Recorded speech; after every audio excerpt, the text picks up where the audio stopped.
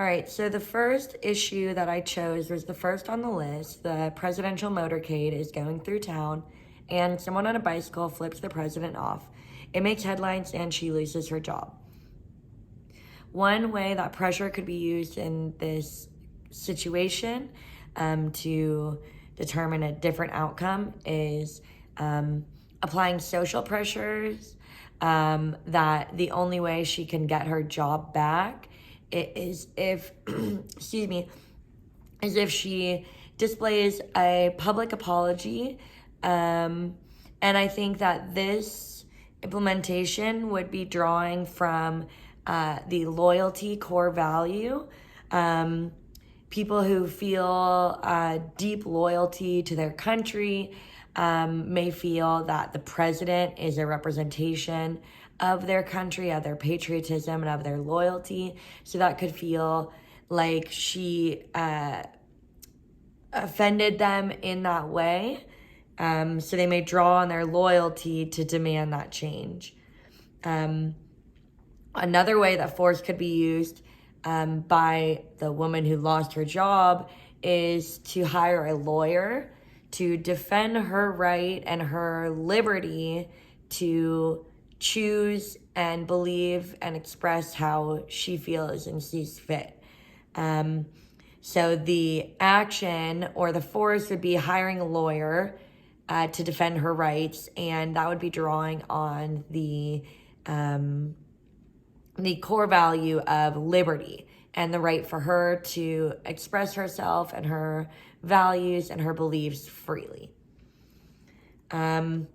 The second one I chose was the young single woman gets pregnant. She cannot afford to pay for or raise her baby. And one force that could be used is to use tax dollars to provide support. And that draws on the care morals that every person should feel free or should or holds value and should be supported in that kind of situation, no matter their economic background, no matter any of what their situation is.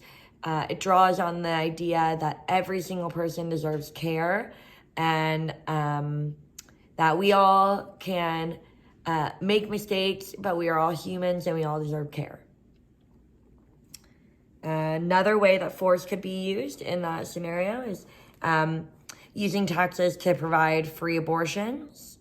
And that draws on the liberty core value. That woman has the right to choose what she feels is best for her.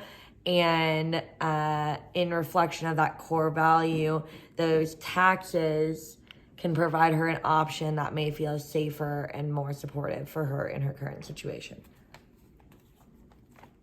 And then the third scenario, a baker won't make a wedding cake for two men getting married to each other, as he is opposed to gay marriage.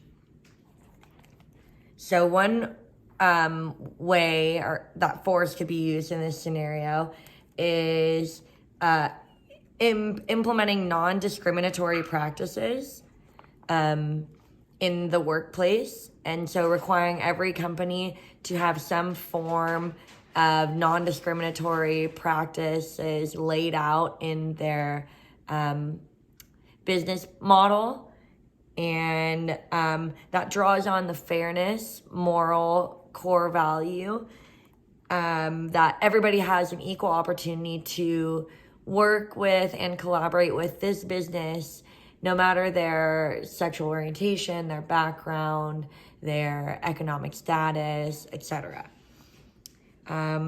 Or in opposition to that, another way that no force could be used, and that could be drawn, or that conclusion could be drawn on the idea that, and the core value of liberty, that as a business owner, I should have the liberty to choose who I serve and who I don't serve, what core values are at the core of my business, and I have the right to choose, because my liberty is that I get to choose who I work for. So those are some different ways that force could be used in those different scenarios, and the different moral foundations that would back those choices up.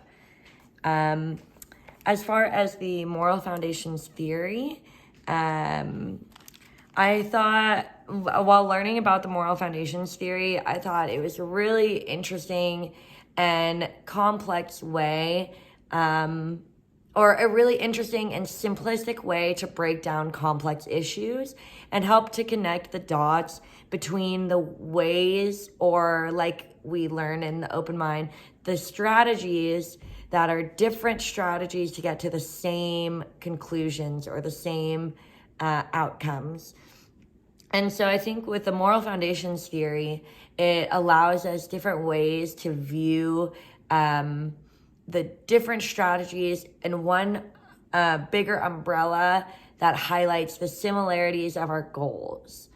And I think that's really cool. It really allows us a chance to connect and really humanize people and their viewpoints, rather than feeling like one person is right or one person is wrong. It allows us to see the why and dig a little deeper. And I think that is a really beautiful way to connect, and a really beautiful way to see people more for their intentions and their hearts, rather than in a clouded perception that is coming from defending our place rather than seeing where other people come from.